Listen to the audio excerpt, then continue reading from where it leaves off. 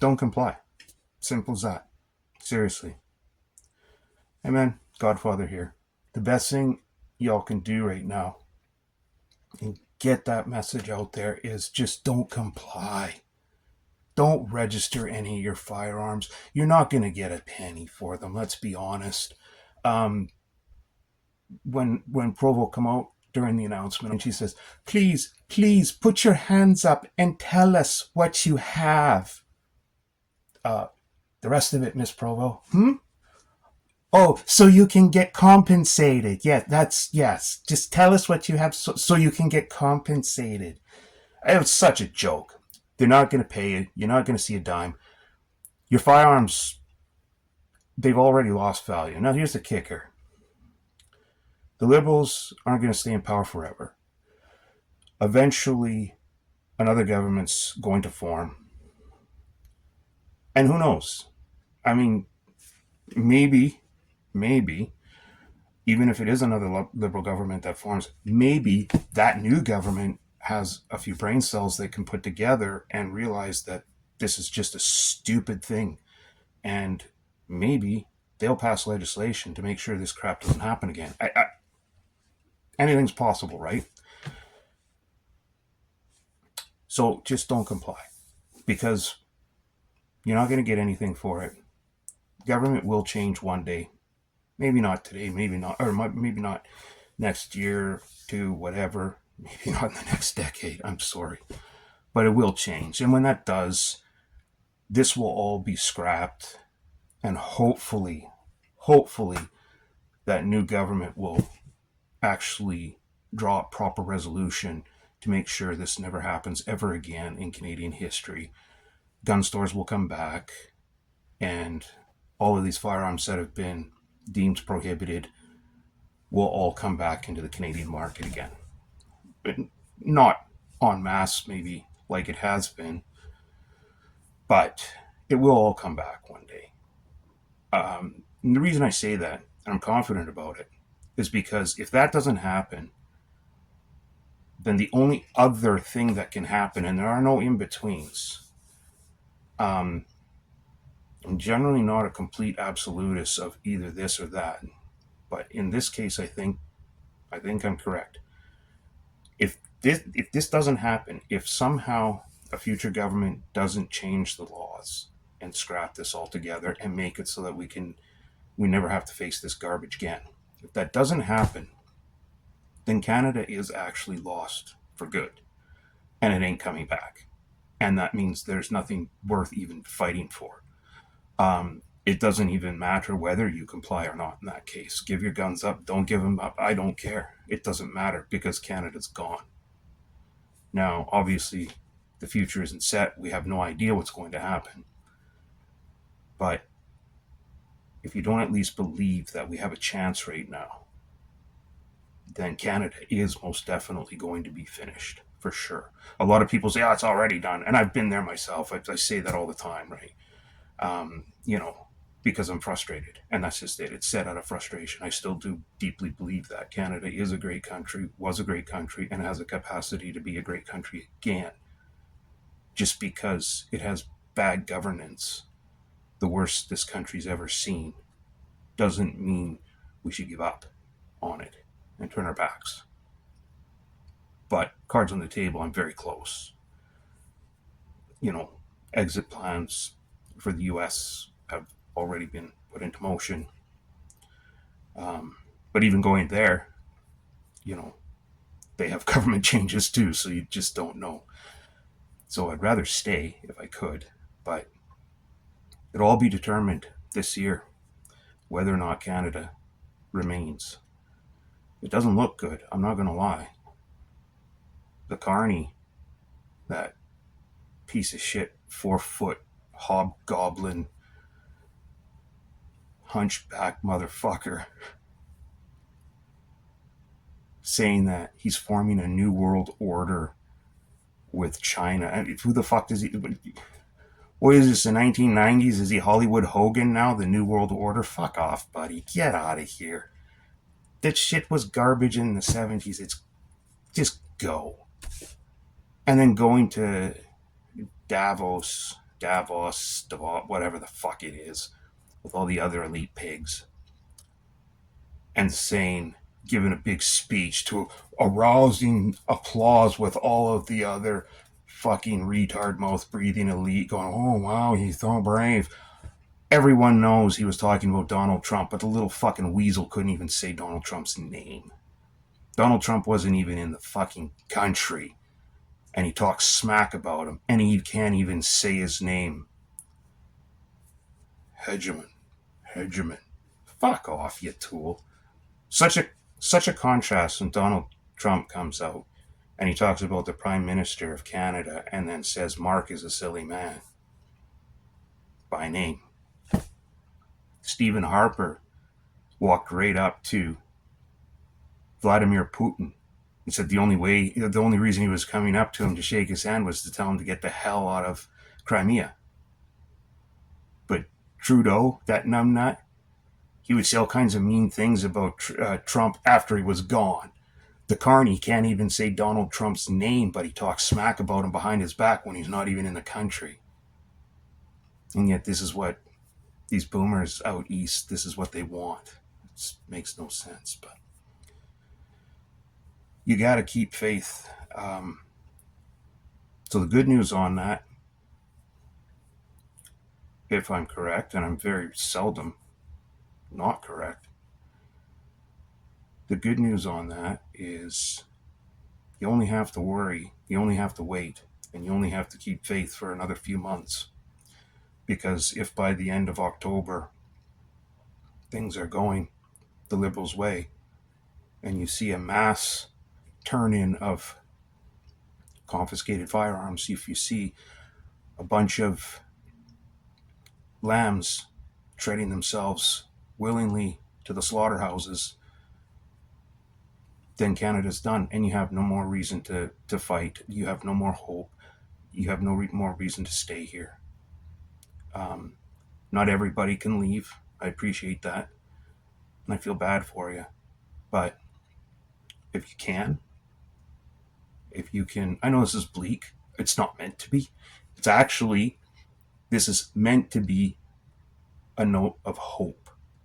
I'm just bringing out the blunt fact and saying, if this doesn't change in the next few months, the wait is over. Canada's gone. It's lost forever, and it's never coming back. So there's no point staying. If you want to be one of those people who is glad to be governed in every aspect of your life, and you're happy to give up all your liberties and freedoms in exchange for a faux sense of security, we're doing this for your own good. You can't be trusted. We must come to your house and make sure you're fully vaccinated. We can't trust you to own a home with property, so you shall live in this beautiful high cube container that's stacked 15 high, 30 wide, and 1.5 miles long in row after row after row. And you're allowed to go 500 meters that way and 500 meters that way, and that's it. For your own safety, you see. If you're one of those people, if you're okay with that, then by all means, set up shop, live comfortably and happily ever after in Canada. If you still want your say and your freedom to raise your children how you'd like, to monitor and deal with your own crises how you like, health-wise, family-wise, buy what you like. And any fucking moron that's like, oh, well, you can't buy a tank and you can't buy a cannon. And, well, fuck, first off, yeah, you can. But if you want to be a pedantic dick about it, you know what I'm talking about.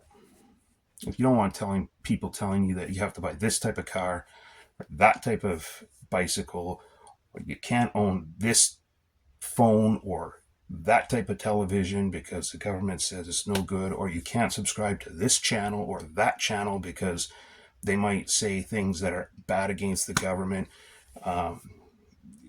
If you don't want that, I hope that you have alternative plans.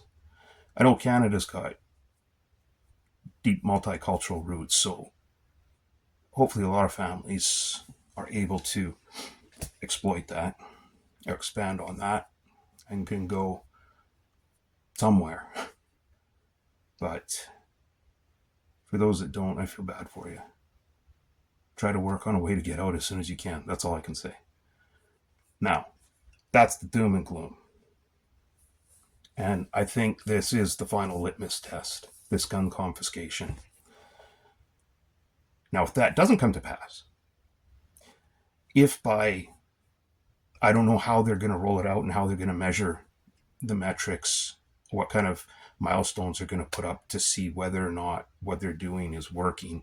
Of course, they dumped millions and millions of dollars into Quebec because, and coerced the Quebec police to jump on board with this.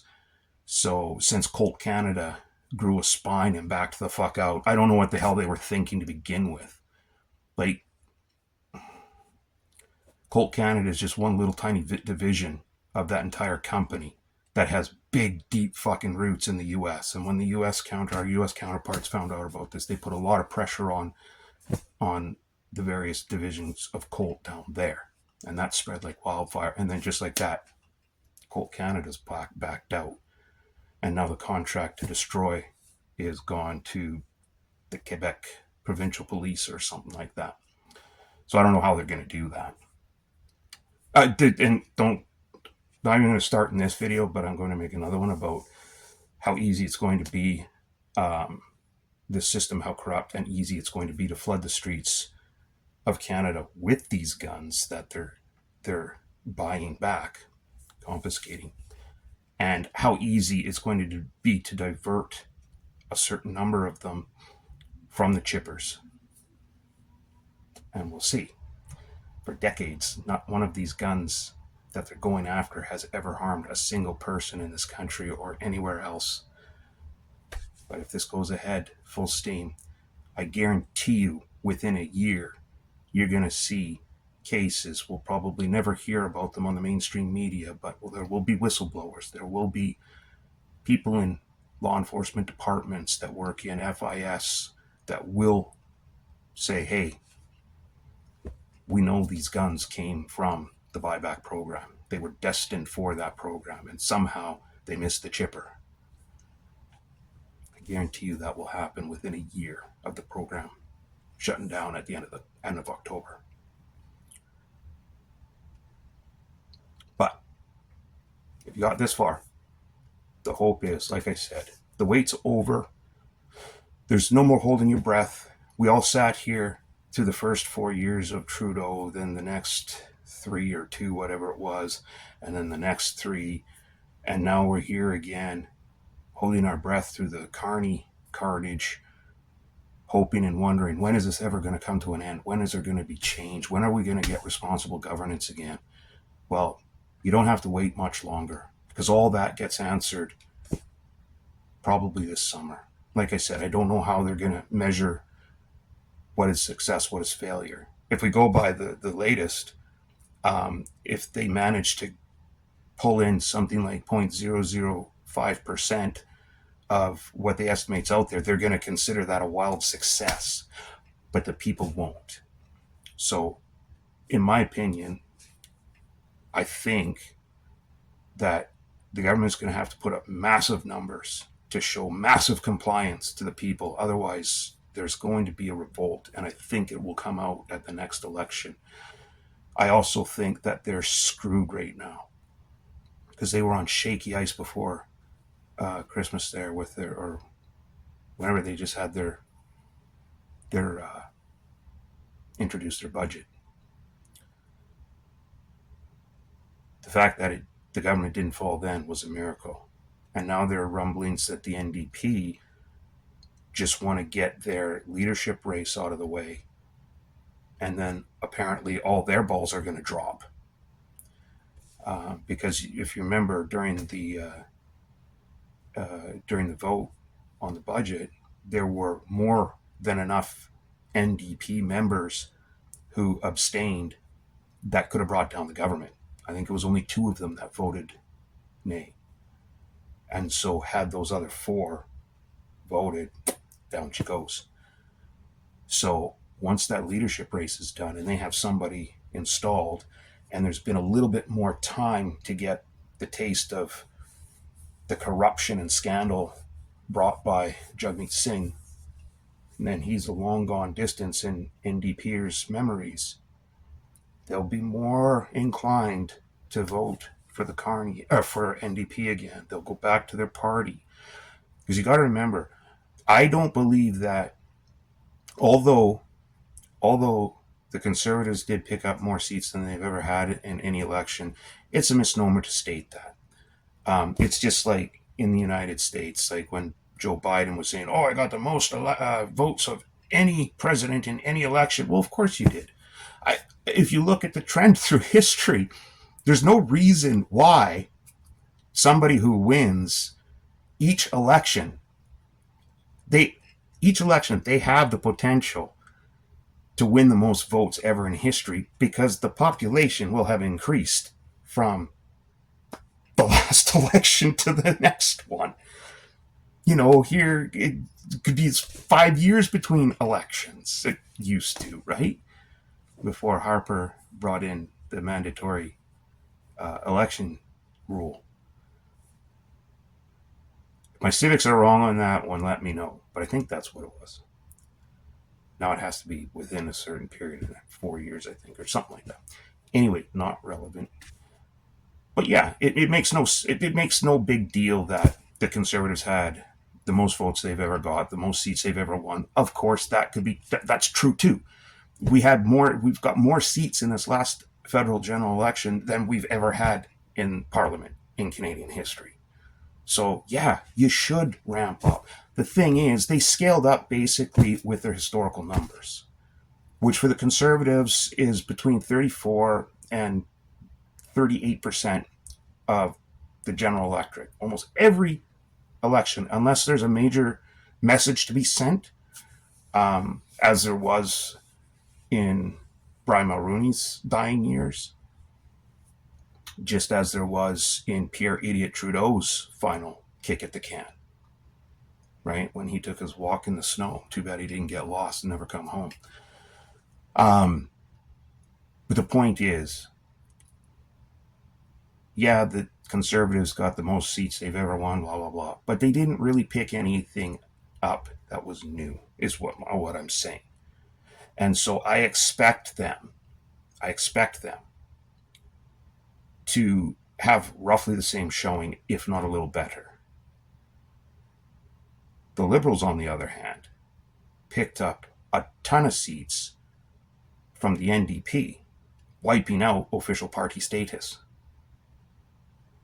Those people, with the NDP, with a good leader at the helm, with enough time to get the thought of Jagmeet Singh out of their minds, a lot of those NDPers are going to come home. They're going to come back.